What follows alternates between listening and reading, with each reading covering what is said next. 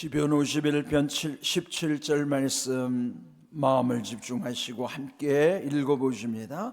하나님께서 구하시는 제사는 상한 심령이라. 하나님이여 상하고 통회하는 마음을 주께서 멸시하지 아니하시리이다. 아멘. 네, 올해 사순절 40일 동안에 매일마다 주시는 한 절의 말씀, 그러면 이제 꼭 40일이 되면은 40절의 말씀으로 가득 채워질 거예요. 우리 이제 처음 시작할 때 빌립보서 4장 19절 말씀으로부터 출발을 했습니다.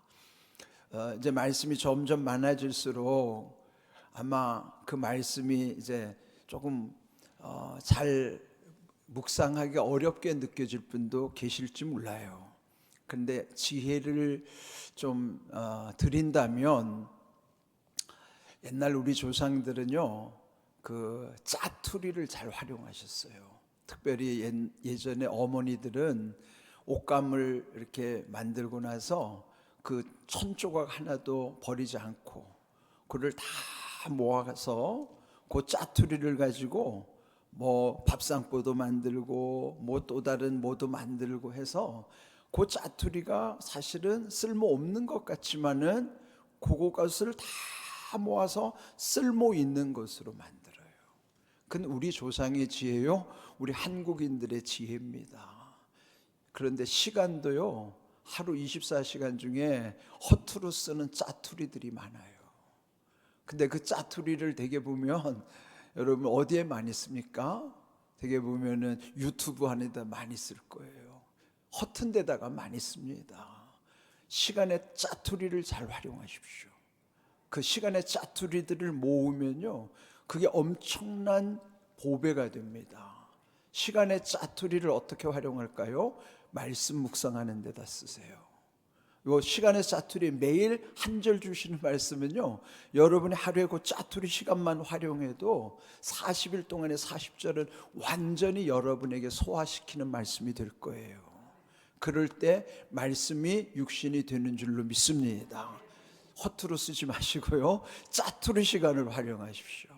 그러면 그 짜투리 시간에 여러분 뭐 지하철을 타고 가든지 뭐 걸을 때라든지 뭐 설거지할 때라든지, 그럴 때 뭐 합니까? 말씀 묵상하세요. 그 시간에 그 짜투리 시간을 잘 활용해서 40일 동안에 멋있는 그 짜투리로 만든 아름다운 말씀의 보배를, 여러분 그 말씀의 그 짜투리를 잘 활용하시란 말이에요. 빌립보서 4장 19절 말씀으로부터 시작했어요. 나의 하나님이 중요하다고 그랬습니다. 나의 하나님이 그리스도 예수 안에서 영광 가운데 그 풍성한 대로 너희 모든 쓸 것을 채우리라 하는 거예요. 너희 모든 쓸 것을 채우리라. 그러니까 그 말씀으로부터 또 그 3일 동안의 말씀은 채워주심에 대한 약속이었고, 그 다음에 4일차 말씀은 또 요한3서 1장 2절 말씀, 사랑하는 자여 내 영혼이 잘된 같이 내가 범사에 잘되고 강건하기를 내가 간구하노라 그랬습니다. 그럴 때 우리가 영혼의 존재라는 사실을 깨우치면서, 이제 어제 주신 말씀도 시편 40편 5절의 말씀, 내 영혼아 내가 어찌하여 낙심하며 어찌하여 내 속에서 불안해하는가. 너는 하나님께 소망을 두라. 그가 나타나 도우심으로 말미암아 내가 여전히 찬송하리로다 그랬어요. 그래서 이제 이 영혼에 관한 것을 오늘 계속 이어가는 말씀이에요. 오늘 6일차 주시는 말씀은 시편 51편 17절의 말씀입니다. 여기도 보면은요, 하나님께서 우리의 영혼을 어떻게 또 원하시는가. 하나님께서 구하시는 제사는 상한 심령이라. 하나님이여 상하고 통회하는 마음을 주께서 멸시하지 아니하시리라. 여기서 하나님께서 구하시는 제사는 뭐냐면요, 오늘 우리로 말하면 예배죠. 오늘 우리의 예배를 하나님이 어떤 예배자를 찾고 계시는가 하는 말씀이에요. 하나님이 구하시는, 즉 하나님이 찾고 계시는 예배자들은 바로 상한 심령이라. 상한 심령이 어떠냐면 영이 깨어진 상태, 상처받은 영혼들. 왜 하나님은 상처받은 영혼을 찾고 계실까요? 만져주셔서 그 상한 심령들을 회복시키기를 원하시는 거예요. 그만큼 이 상한 심령이 회복되는 것이 하나님 뜻이에요. 심령이라는 것은 어제도 내 영혼아 이렇게 말한 것처럼 영혼은 속에 있는 사람, 속사람, 이 겉으로 보이는 우리가 경험할 수 있는 겉사람 속에 들어있는 우리 눈으로는 볼 수 없지만 내 안에서 느낄 수 있는 영혼을 일컬어서 속사람이라 그랬습니다. 그러므로 여기 이 속사람이라는 건 얼마나 예민한지, 이 속사람은요 상처도 잘 받고 상한 심령, 즉 상처받은 영혼이 되기가 너무 쉬운 거예요. 심령이란 말씀도 심이 마음이고 영은 마음 깊은 곳에 들어있는 우리 하나님의 형상대로 준 영혼의 존재란 말이에요. 심령, 거기가 바로 이 영으로부터 중요한 것인데, 이 심령은 이 영과 마음이 연결되어 있기 때문에 대개는 보면 영과 마음이 연결되는데 이 마음이 상처를 많이 받아요. 아마 여러분 중에서 특별히 예민한 분일수록 또 남의 말 한마디에 금방 상처받은 사람들이 있을 거예요. 그런데 어떤 분들은 또 웬만한 건 또 상처도 안 받아요. 그는 왜 그럴까요? 심령의 상태에 따라서 달라지는 거예요.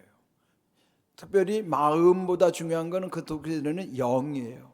그래서 심과 영을 합쳐서 심령이라는 거죠. 그러니까 보통은 다 이 마음에 둘러싸였기 때문에 예민한 마음이 다 상처받기가 쉬운 것입니다. 그래서 우리가 하나님 앞에 올 때 하나님이 어떤 사람을 원하신가 하면은 상처받은 영혼을 유심히 살피시고 그런 사람을 찾고 계시는 거예요. 그런 사람을 만져주셔서 회복시키기를 원하시는 것입니다. 그런데 여기 시편 51편은요 다윗이 언제 고백한 시라고 그랬는가 하면은 그가 밧세바와 동침한 후 선지자 나단이 그에게 와서 책망했을 때. 우리 생각에는 다윗은 위대한 인물이니까 그러면은 하나님 앞에서 죄를 안 짓고 사는 사람 같지만 우리는 너무나 잘 알아요. 다윗이 어떤 죄를 지었는지. 그건 어떤 죄를 지었어요? 자기의 충직한 신하인 우리아 장군의 아내, 그 아내를 범한 거예요. 간음죄를 지은 것이죠. 그가 그 충직한 장군 우리아는 전쟁에 나가서 왕을 위해서 지금 목숨을 걸고 싸우고 있는데 그는 낮잠을 즐기다가 그 궁궐에서 아래를 내려다 보았더니 또 하필이면 우리아 장군 집 안에 그 아내 밧세바가 목욕하는 모습을 보면서 음란의 영이 발동하는 거예요. 그래서 결국은 그 여인을 데려다가 그러면은 그 음란한 행위를 할 때 하나님은 다 보고 계셨을 건지. 그런데도 그를 숨기려고. 그런데 덜컥 그 밧세바가 임신을 해버렸네요. 그러니 그것을 숨기려고 급히 전쟁터에 있는 우리아 장군을 불러다가 휴가를 준 거예요. 전쟁통에 휴가를 줘가지고 아내와 합방을 하면은 그 아이를 이 우리아의 아내처럼 위장시키려고 자기가 임신시켜 놓고 마치 그 우리아 장군을 휴가 주는 것. 그래서 결국은 깜짝하지 완전 범죄를 하려고 했는데 이 우직한 우리아 장군이 그 집에 들어가질 않네요. 휴가를 받고도. 왜? 지금 전쟁통에 부하들은 목숨 걸고 싸우는데 나가 어떻게 집에 들어갑니까? 그래서 집에 들어가지를 않아요. 그러니까 다윗이 얼마나 마음이 더 조급하겠어요. 그래서 결국은 다시 전쟁터로 가는 그 우리아 장군 인편에다가 편지를 적었어요. 그리고 그 상관에게 갖다 주라고 아주 밀봉을 해가지고 딱 펼쳐보니까 이 우리아를 가장 전쟁터 위험한 곳으로 보내라. 왜요? 죽이려고. 그래서 결국은 우리아는 전쟁터에서 가장 위험한 곳에서 전사를 합니다. 그럼 뭐예요? 살인죄까지 범한 거예요. 깜짝같이 완전 범죄를 자기는 그렇게 한 줄로 알았는데 갑자기 하나님이 나단 선지자를 보내가지고 책망을 하는 거예요. 그럴 때 다윗은 변명하지 않았어요. 즉시로 무릎 꿇고 회개하면서 결국은 자기의 간음죄도 살인죄도 하나님 앞에 얼마나 철저하게 회개했는가. 그러면서 이 시편 51편을 썼는데요, 오늘 읽은 17절 말씀에서 하나님이여 그렇게 통회하면서, 하나님이여 그렇게 부르짖으면서 상하고 통회하는 마음을 주께서 하나님께서 멸시하지 아니하시리라. 핑계대지 아니하고 하나님께 솔직하게 회개함으로써 하나님이 그 죄를 이제는 다 용서해 주시는 과정을 경험하는 거예요. 근데 여기서 보면 상하고 통회하는 마음이라고 그랬죠. 상한 마음이 뭐예요? 죄를 지으면 영이 깨지기 때문에 이 영은 죄에 아주 민감한 거예요. 그래서 결국은 상한 심령이 되었고, 통회라는 말을 참 중요한 말이에요. 통은 뭐냐면 고통이란 뜻입니다. 통은 고통이에요. 회는 뭐예요? 회개예요. 그러면 회개에 뭐가 따라야 돼요? 고통이 따라야 돼요. 마음의 고통. 얼마나 괴로운지. 회개는요, 마음의 고통을 가지고 너무너무 괴로워가지고 하나님 앞에 이거를 통회하는 거예요. 고통 가운데 회개하면서 다 쏟아내는 거예요. 그게 진정한 회개입니다. 그런데 우리가 회개를 잘못 알고 있어요. 우리가 회개하는 건 뭐예요? 눈물도 안 흘리면서 자기가 잘못한 거는 그저 잘못했네, 하나님 나 잘못했어요. 만일 누군가가 여러분의 잘못했는데 정말 와가지고 고통을 느끼면서 눈물을 흘리면서 회개하면서 제가 잘못했습니다, 용서해 주세요, 이렇게 회개하면 그게 진짜 어려운데, 사과하라니까 사과합니다 한마디로 딱 떼고 끝나는 거예요. 나 잘못했네, 뭐 잘못하고 치지 뭐. 이딴 정도의, 우리가 하나님 앞에도 그런 식으로 회개합니다. 회개하라고 하니까 그냥 입으로 회개하는 거예요. 입으로 회개가 아니에요. 마음의 고통이 회개라 이 말이에요. 우리가 회개하는 건 너무나 값싼 회개예요. 싸구려 회개라 이 말이에요. 그러니까 또다시 죄를 짓죠. 이런 고통스럽게 하나님 앞에 죄를 회개하는 사람 다시는 그 죄 안 짓습니다. 우리가 왜 똑같은 죄를 반복할까요? 고통 없이 말로만 회개하니까 죄를 또 짓는 거예요. 그러나 하나님이 받으시는 회개는 통회라 이 말이에요. 고통 가운데 하나님 앞에 죄를 뉘우치는 회개를 하나님이 받으시는 거예요. 그럴 때 그 상한 심령을 싸매주시는 겁니다. 그래서 여기서 그가 하나님을 경험한 다음에 고백하는 내용이, 하나님께서 구하시는 제사는 상한 심령이라. 자기가 상한 심령이었기 때문에 하는 거예요. 우리가 상한 심령이었을 때 우리의 영적인 상태를 점검하는 거예요. 하나님께서 구하시는 제사는 상한 심령이라. 하나님이여 상하고 통회하는 마음을 주께서 멸시하지 아니하시리라. 이렇게 하나님이 우리를 얼마나 사랑하는데, 중요한 건 뭐냐면 진심으로. 진심이라는 건 통회가 진심이에요. 정말 내가 고통 가운데 내가 이런 죄를, 내가 하나님의 사랑 가운데 살면데 내가 어떻게 이런 죄를 지었지, 그러면서 그거를 정말 아픔 가운데 고통을 느끼면서 진심으로 회개할 때에 상한 심령을 싸매주시는 거예요.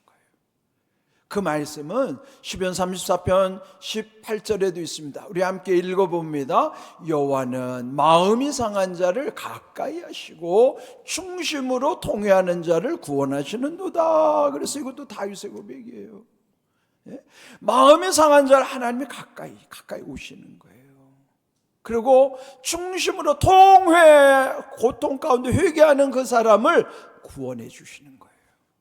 회개를 가볍게 여기지 마세요. 싸구려 회개라고 여기지 마세요. 내가 정말로 하나님 앞에 죄를 졌다 그러면 내 마음에서부터 아픔이 있어야 돼요. 억지로 하라는 게 아니라 진심으로 내 마음에서 아픔을 느끼면서 통회를 해야만 하나님께서 구원해 주시는 거예요. 오늘 이 말씀도, 이 본문을 여러분 마음에 오늘 하루 소화하시는 말씀이 되어야 합니다. 자, 오늘 이 말씀을 자막으로 보는데요, 여기서 중요한 거면 상한 심령, 우리가 죄를 지었거나 상처받았을 때는 이 상한 심령이에요. 그러나 돌이켜 회개할 때는 통회가 되어야 된단 말이에요. 고통 가운데 회개해야 된단 말이에요. 하나님께서 구하시는 제사는 상한 심령이라 하나님이여 상하고 통회하는 마음을 주께서 멸시하지 아니하시리라. 이 말씀 오늘 이 믿음으로 여러분 마음에 새기시고요, 이 말씀이 육신이 될 수 있기를 바랍니다. 우리 함께 크게 우리 마음에 새기면서 읽습니다. 하나님께서 구하시는 제사는 상한 심령이라 하나님이여 상하고 통회하는 마음을 주께서 멸시하지 아니하시리이다. 아멘. 말씀대로 이루시는 은혜와 복을 경험하고 또 간증하며 누리는 삶이 되기를 주님의 이름으로 축복합니다. 아멘.